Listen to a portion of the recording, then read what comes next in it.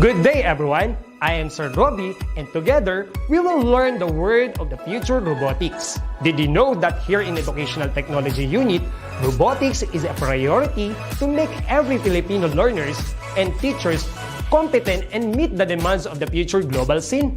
Wherein teachers, students, and parents who wanted to learn robotics is just a click away for free. Robotics is an interdisciplinary field which integrates computer science and engineering. It involves design, construction, operation, and use of robots to assist human activities. Are you ready for this transformation? Soon in ICTS Educational Technology Unit. Come and join us and love the future para sa bata, para sa bayan, at para sa guro.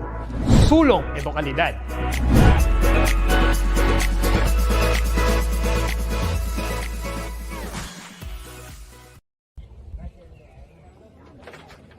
Magandang araw mga ka-ETUlay, ako ang inyong tutor Mad. Handa na ba kayo sa kapanapanabik at kabang-abang na ETUlay Summer Camp? Tara na at umpisahan na natin! Mga guro at magulang, ating pagtulungan, kabataan ay turuan natin. Kahit na nasa tahanan, pag-aaral ay tutukan, oras at kasanayan ay ilaan. Sulong edukalidad, magbago man ang panahon, ipagpatuloy ating layunin, patatagin ang edukasyon.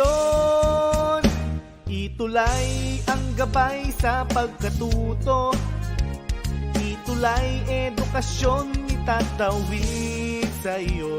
ETUlay paaralan nilalayo sa iyo. ETUlay sa makabagong panahon, ETUlay para sa kabataang Pilipino. Kayo ba'y may katanungan at hindi maunawaan? Kami ang gabay at tulay na magtuturo sa'yo. Sa tulong ng teknolohiya at maging ng social media, paaralan ay kusang lalapit sa'yo. Sulong edukalidad, supuin maling impormasyon, katotohanan nating ituro, paunlarin ang edukasyon.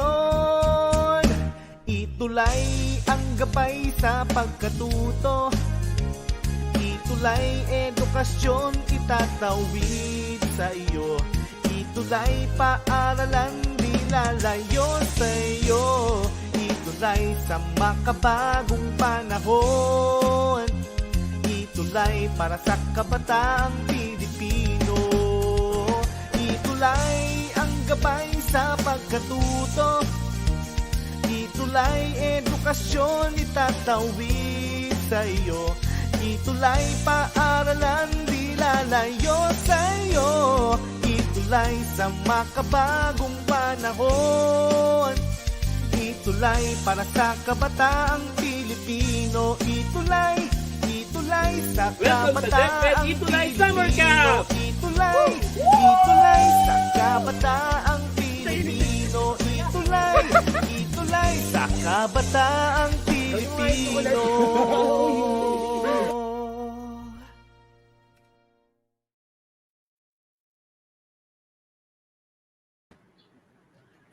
Magandang umaga po sa ating lahat na sumusubaybay sa ating ETUlay Summer Camp. Kahit tapos na ang ating school year ay hindi magtitigil at patuloy lang ang pagkatuto at pag-aaral natin ng hindi lang matematika, no, pati yung mga interests natin na ating gustong makita at malaman pa at pag-igtingan. Ako po si Tutor Joshua. Ako po yung nandyan sa bandang kanan ng inyong screen. Ako naman po yung makakasama ninyo ngayon sa ating Project Inspre, a Mathematics Enrichment Program brought to you by ETUlay and the DepEd Educational Technology Unit. Ayan po. So, batiin po muna natin yung mga nanonood ngayong umaga. Ito si Katukayo, Joshua Pasion, Grade 7 Einstein from Lalio, National High School ng SDO Cagayan Region 2. May pa-assignment pala si Tutor Prince noong nakaraang linggo. Good morning din kay Tisha Ariola kay Samantha Blasi and Jersey Handi. Good morning. Arlene Doria, good morning. And ayan, Jenaline Estrecho ng Magamihan Elementary School, SDO San Carlos City, Negros Occidental. Princess Nego ng Grade 2 Masinop, Mahada Elementary School ng Calamba, Laguna. Ayan. So, para kanino ba itong Project Inspire? Siyempre, ito ay para sa lahat ng gustong gumaling pa sa mathematics. So, mula grade 1 hanggang grade 10, pwede nyo itong panoorin, pwede nyo itong subaybayan. Pero yung mga lessons natin for now until week number 5, week number 6 ng ating summer camp ay catered for grade 7 until grade 10. Pero huwag kayong mag-alala dahil alam kong marami pang programa ang ETU at ang ETUlay para sa ating lahat. So ngayon, itong mathematics enrichment natin ay intended for grade 7 students, pati na rin sa mga papasok ng grade 8. Kasi po, yung ating topic ngayon on products and factors of polynomials, ito yung isa sa mga critical na topics na kailangan maalala, matutunan, at magamay ng ating mga estudyante mula grade 7 hanggang pagdating nila ng grade 10. Yung pagmumultiply ng polynomials at pagpa-factor ng polynomials. Ayan. So kung meron kayong mga kapatid mula grade 7, grade 8, grade 9, grade 10, pwede nyo silang samahan at manood ng ating ETUlay session ngayong umagang ito. Ayan, upcoming grade 7 daw si Akhisya Ariola. So mag-advance study tayo ng kaunti, no? So good morning daw na from Alicia Isabella si Geraldine Almohoel. Ayan. So let's start. Counting review lang tayo nung sets na itinuro ni Tutor Prince nung nakaraang linggo.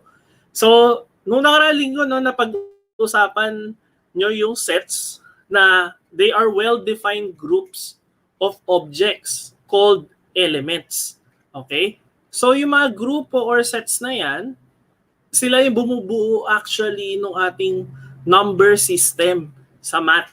So hanggat yung mga pag-grupo, yung mga pagkakaroon ng kondisyon, pagkakaroon ng definition, kailangan yan para makuha natin yung mga basic elements at basic sets para doon sa ating mga susunod na topics, para doon sa mga pahirap pa ng pahirap.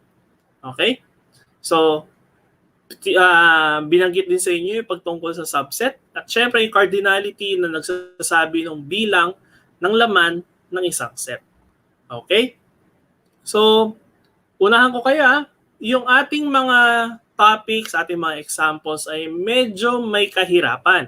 Lalo na kung hindi nyo naaalala or hindi nyo pa natutunghayan kung ano yung naituturo na prerequisite o yung mga kailangan matutunan bago nung topic na ito.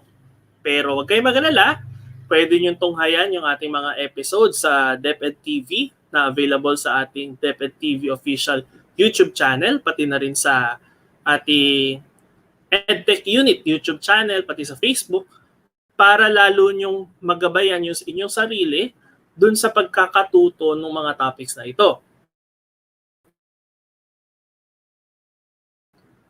Ito rin po, ang mga programa rin po natin ay para sa mga guro, para po magkaroon tayo ng ibang idea kung paano natin maituturo sa ating mga estudyante. Tapos, syempre, itong Project Inspire ay para sa mga gusto talagang makakuha ng challenging questions, para kung gusto nila sumali ng contest or kung gusto nila maging aware dun sa mga higher order talaga na questions ng ating subject, meron kayong idea. Okay? So napapractice kasi yung critical thinking tsaka yung ating problem solving skills. Lalo na kung nakakakita tayo ng may hirap na problem, tapos nasusolve natin ito ng maayos at pulido kasama yung ating mga solutions. So, ayan. So huwag kayong matakot kung hindi nyo makuha yung mga sagot sa ating mga katanungan mamaya. Tuturo ko yung mga techniques. And syempre, babalikan natin yung mga topics nung kailangan natin balikan. Ayan. So meron tayo tinatawag na set operations. Alam ko na ituro rin ito ni Tutor Prince sa nakaraang linggo. So ito yung classic na representation ng sets when dealing with set operations. Hindi lang sa math nyo to nakikita. Alam ko sa ibang subject nakikita nyo ito. So ang tawag natin dito ay Venn diagram. Okay? So sa ibang subject, alam ko pinapagawa kayo ng Venn diagram pag gusto nyong malaman yung common traits or similarities tsaka yung differences. Okay? So, yung Venn diagram na yan, sets lang din siya.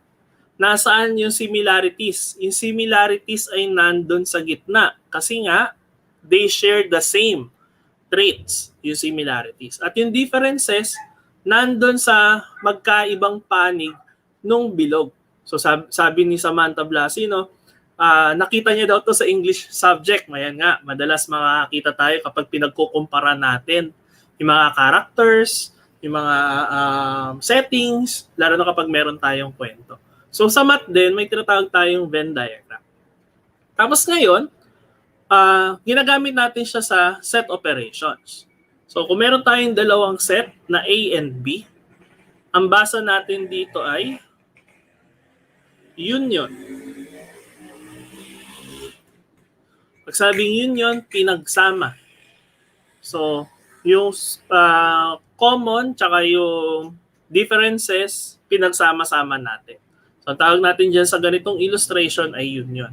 Bakit may ganito tayong pagpapaliwanag? Kasi, merong sa atin na hindi kagad nakukuha yung abstract or yung numbers agad. So maganda na nare-represent natin siya sa visual representation or sa graph. Or in this case, a Venn diagram. Okay? So kung meron tayong union or yung lahat ng A at saka B, meron tayong tinatawag na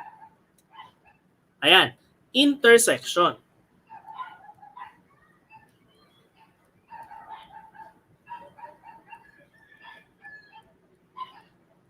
Okay? Anong meron sa intersection? Lahat ng common. Or lahat ng similar.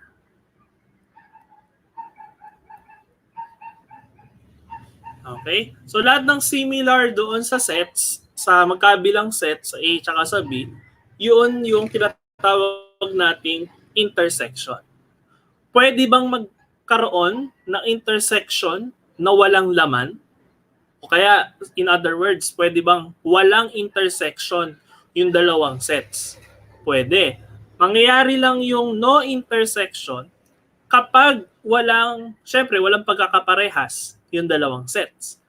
Ibig sabihin nun, they are distinct or yun nga, walang common na element. Okay? So, ang itsura nun ay dalawang bilog na set A saka set B. Wala silang intersection. So, para siyang let's say set A contains the color of the colors in the flag of the Philippines, which is red, blue, white, and yellow. Tapos yung set B, let's say it contains the colors no flag na hindi nagko-contain ng mga color na iyon. So I think Libya siguro walang red ata yung flag ng Libya. So correct me if I'm wrong na lang dyan sa comments. Ayan, tama si Akisha Riola, no, similarities kapag ganito yung illustration. So ito yung dalawang common set operations, the union and the intersection. So meron din tayong tinatawag na difference. Pag sinabing difference, pagkakaiba. Pero in math and in sets, ang tinutukoy natin na difference is yung laman ng set. In this case, A minus B. Ibig sabihin nito, lahat ng nasa A, pero wala sa B. So kung napansin nyo, no, yung illustration, yung drawing hanggang dito lang. Naputol yung ating blue na circle. Kasi nga, kapag sinama natin to, kasama siya ni B. Eh hindi daw pwede. Tatanggalin natin yun. Kumbaga, kakalasin natin yung part na yun. Ngayon, ang tanong, parehas ba ang A minus B sa B minus A? So, napansin natin na yung A nasa kaliwa lang. O yung A minus B pala, yung set ng A minus B. Pag kinuha natin yung B minus A, ayan na. So, maiiba na yung ating set orientation. So, sabi ni Geraldine, hindi daw parehas. So, tama yun. Hindi siya parehas. Kaya take note, kapag binabaliktad natin yung sets sa difference, hindi sila magkakaparehas. So, meron tayong kunwari, no, 5 minus 3. Iba siya sa 3 minus 5. Ganon din siya sa ganitong sitwasyon. Magkaiba yung sagot. And the last set operation that we have is the complement. Okay? When you say complement, yung kapares. Okay? Pero in this case, ay hindi pala yung kapares, yung kukumpleto. Okay? Yung kukumpleto sa kanya. In this case, kaya importante na may rectangle yung ating Venn diagram. Kasi there are instances na merong numbers, let's say 7. Sana nakikita nyo yung 7 dyan sa labas. Tapos dito merong 3, merong 5, merong 6, merong 8. Okay? When you say A complement, lahat ng wala sa A. So in this case, ang sagot ay 8 and 7. Kaya importante yung rectangle dyan. Yung rectangle kasi ang nagre-represent ng ating universal set. At nabanggit to ni Tutor Prince na a universal set ay yung set na naglalaman ng lahat ng elements na gusto nating i-define. Okay, kung it's the set of real numbers, lahat ng real numbers nandun sa universal set. Tsaka lang tayo gagawa ng subsets nito. Okay? So I hope that you could answer word problems. Kung hindi nyo man magawa diretso using solutions, using number sentences, pwede nyong illustrate using Venn diagrams. And it's very helpful kung nakikita nyo yung pagkakahiwa-hiwalay ng ating values, ng ating ginagamit na solution for involving sets. Okay? So, if you have questions, tignan nyo lang, panoorin lang natin yung ating DepEd TV episodes na makikita natin din sa YouTube. Ito pa pala. We have combinations. Pwede natin i-combine yung mga operations. In this case, ang basa dito is the complement of the union. Okay? The complement of the union. Okay? Kasi, nakaparenthesis siya. So, ano ba yung sinasabi dyan? Union of A and B. Pero kukunin natin yung complement. Yung nasa labas. O yung wala sa loob ng A union B. So, kita nyo siya dun sa illustration. So, take note lang kasi kapag dinrawing natin siya sa Venn diagram, medyo nakakalito talaga yung pag nagsa-start, pero practice lang ng practice at alam kung makukuha nyo siya. Okay? So, for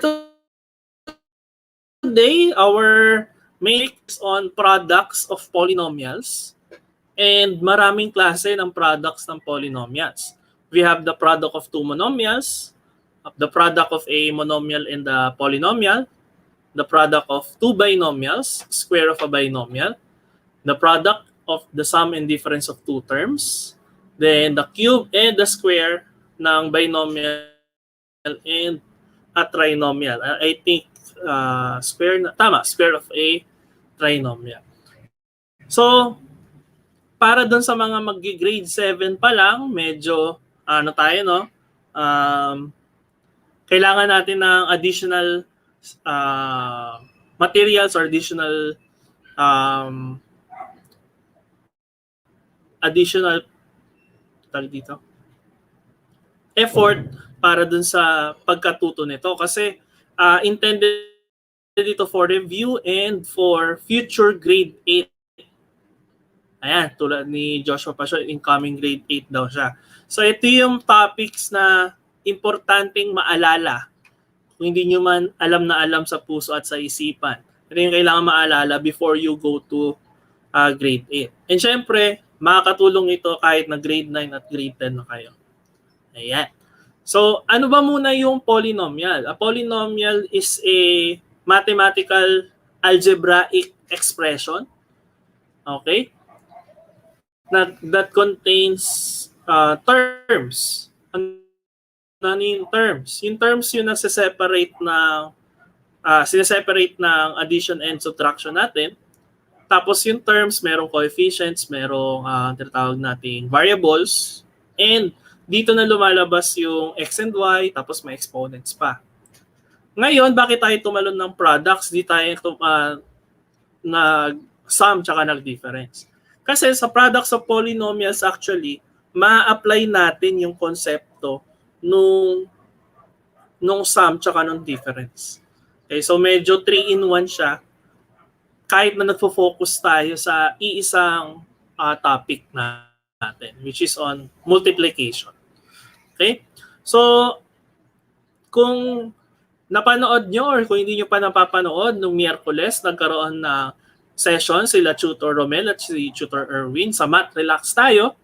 Alam kong naituro nila kung paano mag-multiply at mag-factor ng polynomials. Pwede nyo yun balikan for basic or for remediation.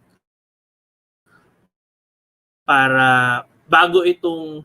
Pero syempre, kung hindi pa kayo sa ganitong level or nasa elementary math remediation kasama ang math sayahin na si Tutor Arlene at ang math husay na si Tutor Mark. Tuwing Lunes, same time and same place. Ayan. Okay? So, ano ba yung importante sa multiplying polynomials? Unang-una yung laws of exponents. Okay? Tandaan na, we are multiplying. We are multiplying. When you multiply, okay, the operation is multiplication. Tapos nakikita natin times. Pero in this case, we use parentheses to signify multiplication. Tapos we use dots to signify multiplication. So, kunwari, 2 times 5, that is 10. Tapos, kunwari, 4 times 6, that is 24. So, hindi na tayo gagamit ng x sa pag-multiply kasi we're dealing with variables. Okay? We're dealing with variables and we use letters. Nakakalito kung x ulit ang gagamitin or some other operator na makakapagpalito sa atin when multiplication. So, we're having parentheses and dots. Okay? So, sa laws of exponents, there are 5 laws of exponents. Pero ang gagamitin natin for today, I think is just 3. Okay, yung first 3. Yung first one is, if they have the same base,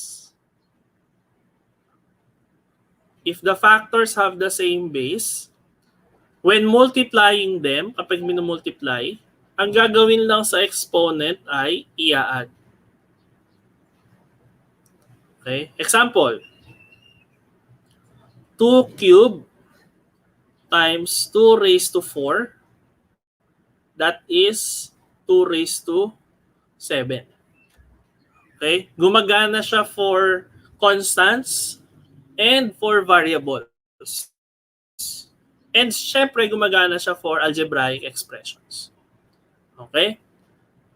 Kapag different bases sila, okay, this is a note.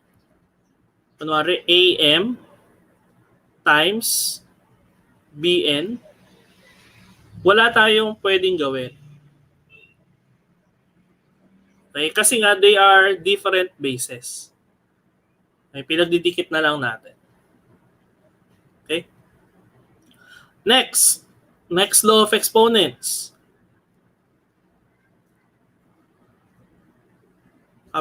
Mali.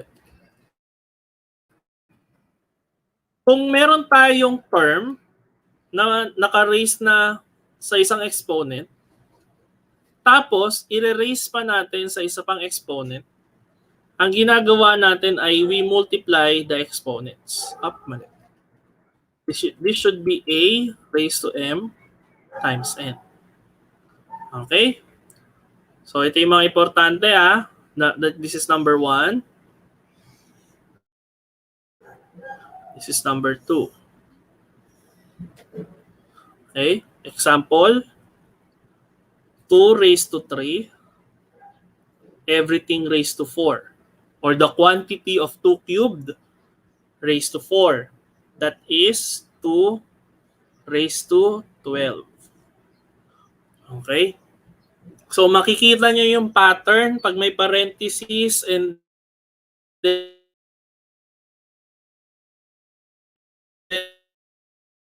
we raise the exponent to another exponent. Hindi pala raise, multiply the exponent. So 3 times 4 is 12. Magkaiba yan dun sa number 1. Ayan, tama si Akisha. Okay? And the third law of exponents that we're going to use for today is yung pinakita ko kanina. If there is a product AB raised to an exponent m, equal siya sa A raised to m, then B raised to m. Wala tayong gagawin sa A and B kasi nga they have different bases. Unless pwede siya i-simplify. Tapos example niyan 3x raised to 2. That would be 3 squared x squared. And then you could simplify 3 squared to 9. So, or 9x squared. So, ito yung gagamitin natin for today in multiplying polynomials. Okay? So, isa pang kailangan maalala natin when multiplying polynomials is the distributive property of multiplication over addition. Okay? Medyo mahaba. So, ulit. Kailangan natin maalala is yung distributive property of multiplication over addition. Bakit? Kasi meron tayong tinatawag na products of a monomial by a polynomial or by a binomial. So isang term, in this case 9b, multiply natin sa lahat dun sa loob ng parenthesis. So for number 1, we have 9b times the quantity 8a plus 11n. So, mukha lang siya mahirap. Pero ang gagawin lang natin is we multiply the what you call this? The terms ng isa-isa. Okay, when we say isa-isa, yung term. So, 9b, multiply natin by 8a. So, that would be, okay, para mas malinaw, 9b times 8a. So that would be, ano yung multiply natin? 9 times 8, that is 72.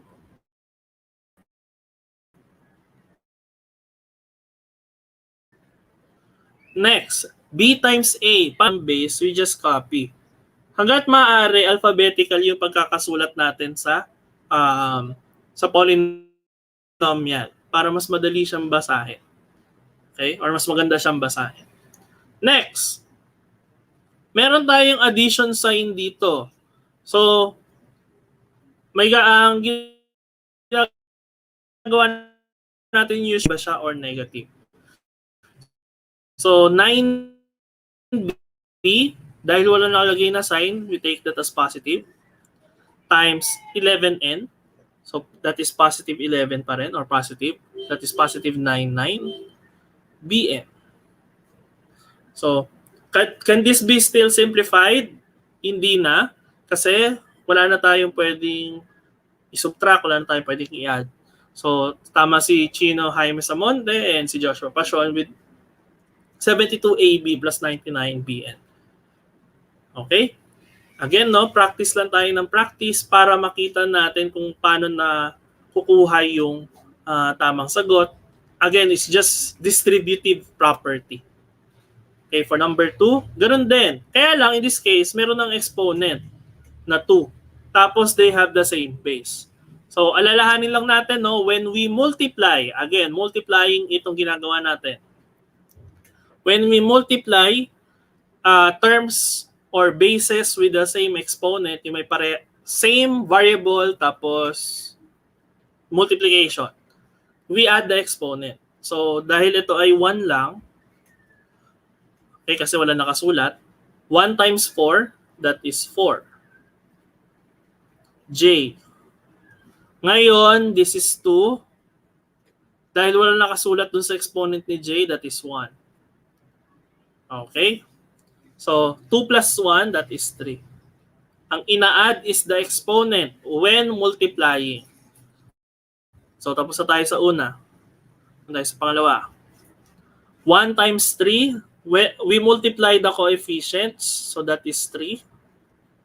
Tapos, anong gagawin sa exponent?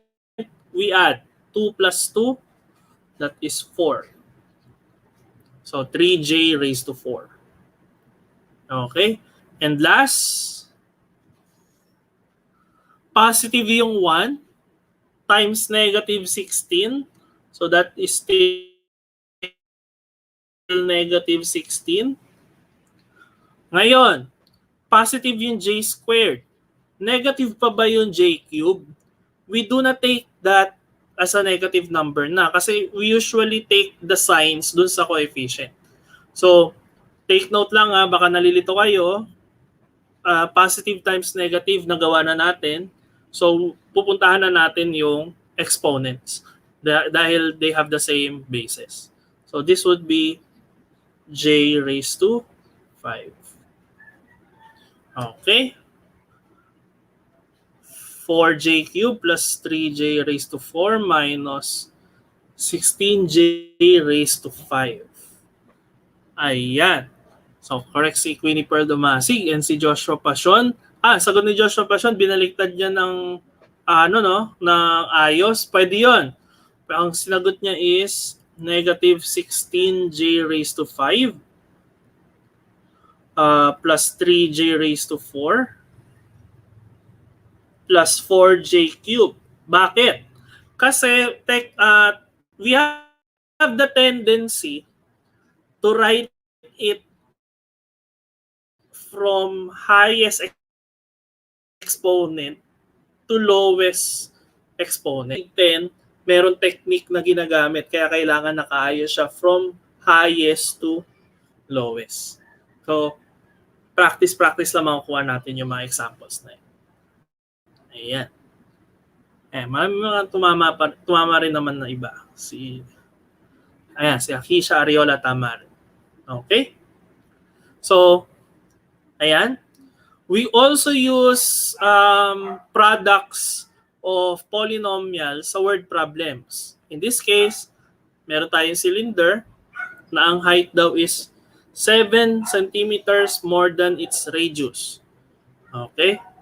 So, hindi natin alam yung eksaktong measurement nung radius. Okay? So, dahil hindi natin alam yung eksaktong measurement ng radius, we have the tendency also to use other variables para mai-substitute dun sa ating formula. Okay? So, kailangan lang natin mag-ingat, especially when dealing with multiplying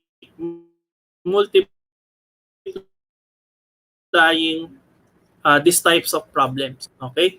Kasi nga, yung iba nalilimutan na meron tayo exponent dito na kailangan i-add kasi minumultiply natin yung terms. So, tandaan na, we are multiplying polynomials. Huwag natin pagbalik-balik ta rin yung mga operations, techniques, yung kailangan nating ma-develop. Okay? So, let's have more problems na medyo level up pero applying the same concept and additional concepts if possible. Okay? So we have problem number 1 here. Find the solution set of this equation. So sa equation natin, dahil equation siya, meron siyang equal sign. Okay? Second, solution set, pwedeng marami pang value yung lumabas. Pangatlo, ang hinahanap is set.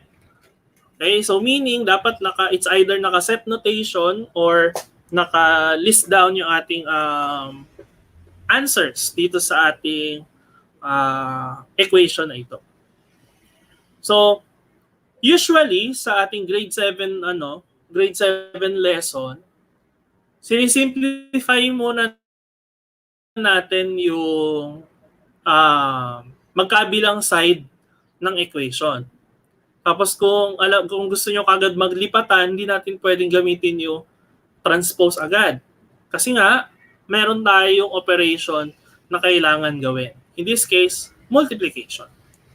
So how do we multiply polynomials, or in this case, binomials? Okay? So we have here, we use para mga hindi pa nakakaalala kung ano yung FOIL method. Ginagamit to when multiplying binomial to binomial. Tapos, 4 steps ang ginagawa natin. We multiply the first terms, in this case, 6x times 6x. Oh, sobra. 6x times x lang pala. Okay, what's the product of 6x times x? That is 6x squared. Positive. Okay. Next, outside. Outside daw, outside. So 6x ulit times 1. 6x times 1, that is positive 6x. Next, I. Ano ibig sabihin ng I? Inside. Inside, nasan yung inside? Ito yung nasa gitna. 5 times x. So positive 5 times positive x, that is plus 5x. Last, well, yun yung ibig sabihin ng L, last, 5 times 1. Positive 5 times positive 1, that is positive 5. Ayan, may mga nagsisend na ng kanilang final answer. Check natin kung tama sila. No? Lagi tayong gagawa ng solution para ma-prove natin kung tama yung ating final answer. Tapos, let's make it a practice, no? Na kapag nagsasolve kayo, yung mga equal sign magkakapantay para hindi kayo malito kung nasaang part na ng solution yung ginagawa natin. Kasi mamaya, yun nga, ang una nyong ginawa, maglipat. Kung masyado nang mahaba yung nasa left side ng equal sign. So, kailangan hanggat maaari, para madali nyong makita, pantayin natin yung mga equal sign. Okay, so doon naman tayo sa left side. 2x times 3x. That is 6x squared. Bakit 6x squared? 2 times 3, 6. X times x, x squared. Okay, common misconception to. Ng ilan, nagiging 2x yung x times x. Next, ito ay outside. 2x times negative 1. Take note, negative. Positive times negative, that is negative. Positive 2x times 1, or negative 1, that is negative 2x. Okay? 2 times 1, 2. X times, okay, walang x, that is 1, that is x. We just take note of the signs. Okay, next. Inside. Negative 7 times 3x. Negative 7 times positive 3. That is negative 21. Then x. Then last, we have negative 7 times negative 1. Negative times negative, that is positive. This is positive 7. Okay? So, 6x, 6x, 5x, 9. Okay. Next, ito yung sinabi ko kanina, no?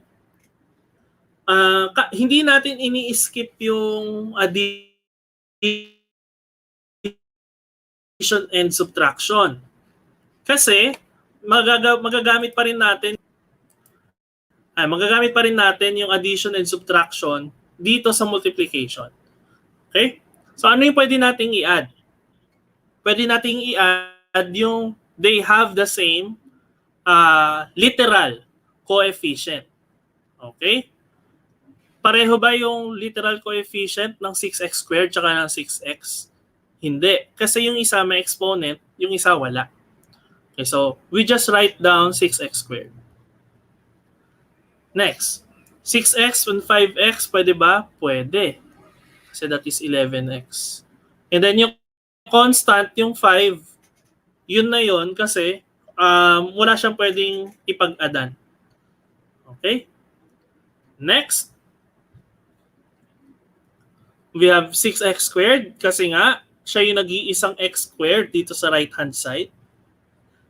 Next, we have minus 2x tsaka minus 21x. The technique is treat them as negative numbers.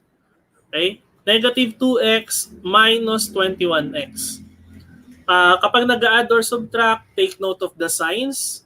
Pag same sign, we add. Same ba yung sign ni 2x tsaka ni 21x? Yes, pareho silang negative. So that is 23 kasi pinag-add natin. Then we take note of the sign of the larger number. Ano yung mas malaking number? 21. So that is negative 23. Okay, no? Ulit po. Parehas yung sign ni 2x tsaka ni 21x, which is both negative. Dahil magkaparehas yung sign nila, we add. Okay? Pagka-add natin, we take the sign of the larger number, which is 21. So, we have negative 23x. Then, copy 7 kasi constant na siya. Okay? May nakikita ba kayong pwedeng mangyari? Dahil equal yung left at yung right, by addition property of equality or subtraction property of equality, pag may parehas na terms, dun sa kaliwa at sa kanan, pwede na natin yung tanggalin. Okay? So, para mag-skip lang tayo ng ilang step para kumonti yung laman ng solution natin. So, parehas dun sa left at sa right na may positive 6x squared. Tatanggalin na natin yan. Next. Meron pa bang makakancel? Wala na. By the addition property of equality, pwede nating ilipat yung mga terms as long as wala na tayong isi-simplify na multiplication. As long as we take note of the correct signs. So in this case, lilipat ba si 11x? Hindi na. Negative 23x magiging positive 23x. And then that is equal to 7. Positive 7. Yung 5 lilipat, pero kapag lumipat, magiging negative. Okay? So that would be 11 plus 23, that is 34. And that is 7 minus 5 equal to 2. Ayan. Dahil hinahanap natin ay solution set na ang problem na ito, kailangan makuha natin yung value ng x. So we divide both sides by 34 and we will get x equal to 2 over 34. Pero we simplify, kasi pwede siyang i-simplify by dividing the numerator and denominator by 2. That is 1/17. Ngayon, ito ba yung final answer? Hindi pa. Bakit? We're looking for the solution set. Okay? So, paano natin siya isusulat? As a set. So, dapat naka-bracket and then 1/17. Okay? So, ganyan siya isusulat as a final answer. Kapag ang tanong ay find the value of x, okay na ito. Okay? So, take note of the problems. Basahin ng maayos kasi mamaya tama na yung sagot natin. Kulang lang na proper notation or ng proper na pagkakasulat. Kasi nakadepende dun sa question yung hinihinging final answer. Okay? So, yan. Marami naman nakatama ng kanilang answer, which is 1/17. Si Justin Homer Kalikdan, complete solution pa yung nilagay. Si Chino Jaime Samonte ay naihabol yung correct answer niya. Okay. Ayan. So, hinga-hinga lang tayo ng kaunti kasi medyo mahaba yung problem. Pero ganun lang siya ginagawa with using FOIL method and your knowledge in solving linear equations, nakukuha natin yung final answer. So take note lang ng proper techniques, yung paglipat-lipat, mamaya may nalilimutan tayong strategies. Kung kailan pwede at kailan hindi pwede maglipat ng ating terms. Okay, so that is problem number 1.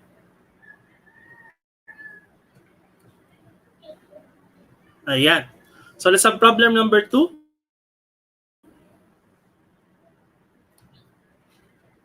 Ayan. The length of a large size balikbayan box is 9 inches longer than its width.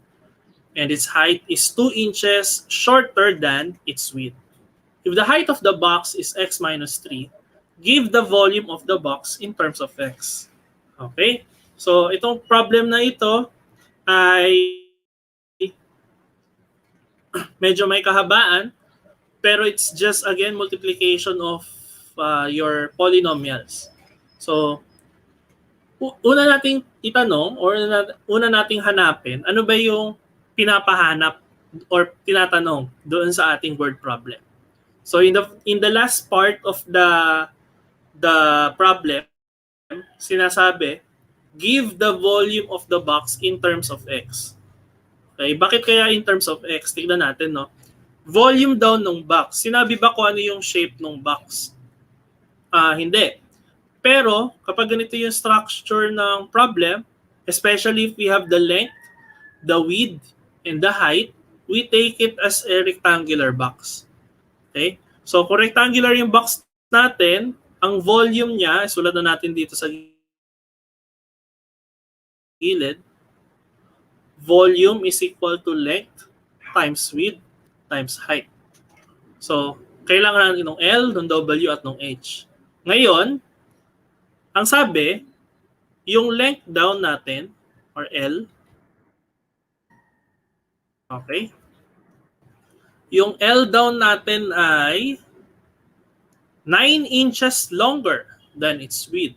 So, alam ba natin yung measurement ng width? Hindi.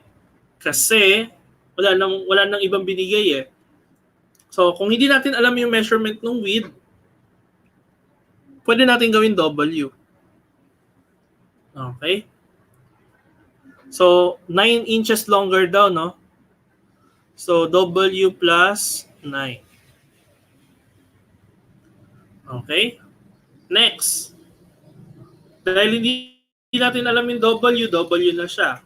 Ang sabi naman dito, yung height or H equal daw siya sa 2 inches shorter. Kung shorter, mas maliit. Kung mas maliit, magma-minus tayo.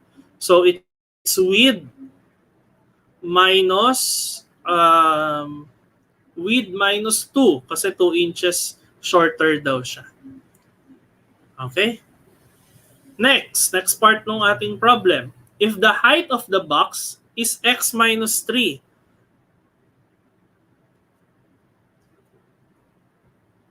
Okay, give the volume of the box in terms of x. So ito na yung sinasabi ko. Bakit kaya in terms of x yung gusto niyang ipakita? Kasi marami tayong variables na ginamit. We have L, W, H, tapos meron pang x. So kailangan when representing something, as much as possible, we use as few variables as possible. Pinaka-konti, mas maganda. Eh dahil kaya daw siyang ilagay in terms of x, yun yung gagawin nating challenge. Okay? So alam lang natin, yung L equal sa W plus 9. Yung H, W minus 2. Pero equal din siya sa x minus 3. So paano kaya natin isa-solve itong problem na ito in terms of x? So, kailangan alamin muna natin ano si W para makuha natin yung final answer. Kasi meron na tayong L, meron na tayong H, ang wala tayo W. Okay? So, paano kaya natin gagawin yung problem na ito? Okay? So, ang sabi, in terms of x, mas mabibigay kaya natin yung W in terms of x. Okay? So, alam natin, dalawa yung meron sa h. Okay? So, pwede natin siyang ipag-equal. Okay? Pwede natin ipag-equal yung dalawa. So, we have W minus 2 equals sige, ulitin natin. Dalawa yung h. At alam naman natin yung h equal sa sarili niya. Okay? So we have here W minus 2 equal x minus 3.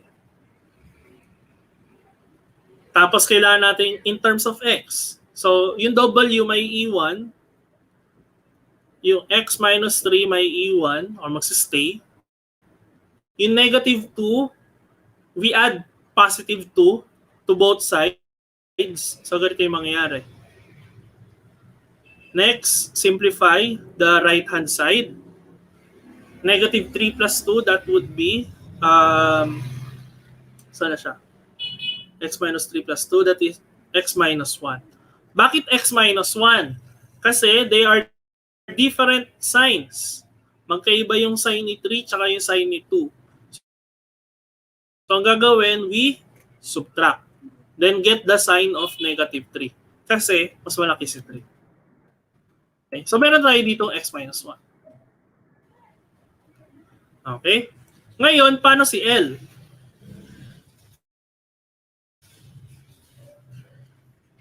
Paano si L? Si L daw ay W plus 9. Eh, alam natin na yung W plus 9 ay equal sa, saan equal yan? Sa, yung W equal sa x minus 1 plus 9. And that would be x plus 8. So meron na tayong L equal to x plus 8. So meron tayong x plus 8, meron tayong x minus 3, meron tayong x minus 1. Okay? So, getting the volume, we will simply have what is L, x plus 8. And then we have x minus 1. Then we have x minus 3. Okay? Ayan, tama no? X plus 8, x minus 1, and then x minus 3. So, pinaghalo ulit natin yung alam natin sa linear equations. Then, ngayon, pwede na ba itong sagot? Yes, kasi nagbigay na natin siya in terms of x. Ang kulang lang dito is cubic inches. Okay? And then, if you want to take it one step further, i-multiply niyo yung tatlong binomial na yan. Okay? I-multiply niyo yung tatlong binomial para makuha niyo yung final answer. Yung pinaka simplified ano niya, simplified, what you call this? Polynomial. And I think it would be x cubed, tapos yung dulo is 24 times 8. Medyo malaki na yung number. So, hindi pala 24 times 8, 24. Medyo malaki na kasi yung number. So, if you want to take it further nga, I think you could do it on your own. Pero, ito na siya. Product of ano naman kasi siya? Product of polynomials pa din. Okay? So, I think, so already 11:22 sa akin. Okay. So, siguro as an additional challenge na lang, kasagutan natin ito in the future episode. Okay, find the product of these two trinomials, x minus 2y plus z, and then x plus 2y minus z. Okay, meron tayong technique sa pagsosolve ng trinomial by trinomial or multiplication ng trinomial by trinomial. Pero kung hindi nyo pa kaya syempre yung ganitong level, punta lang kayo dun sa mga sessions nila Tutor Romel at Tutor Erwin para dun sa remediation part nung topics na ito. And if you have time, search lang kayo ng search ng ating episodes ng ating DepEd TV para makuha natin yung topics na kailangan natin for this summer camp. Okay? So again, we will answer this problem number 3 on the next episode kasi medyo mahaba talaga yung ating topics na intended for the summer camp. Okay? So with that, nawala. Okay, with that, maraming salamat sa inyo sa malugod niyong pagtanggap sa amin dito sa ETUlay Summer Camp with the DepEd ETU or Educational Technology Unit. And up next, magkwentuhan tayo with Tutor Eugen and Tutor Ara for storytelling for kinders grade 1 to 3. Maraming salamat po and have a very safe weekend sa ating lahat.